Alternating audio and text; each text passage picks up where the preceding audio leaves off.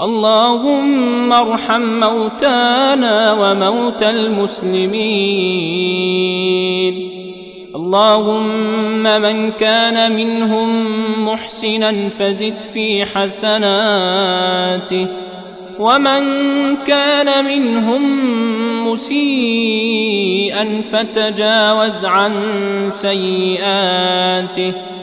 اللهم يمن كتابه ويسر حسابه وثقل بالحسنات ميزانه، وثبت على الصراط أقدامه، وأسكنه في أعلى الجنات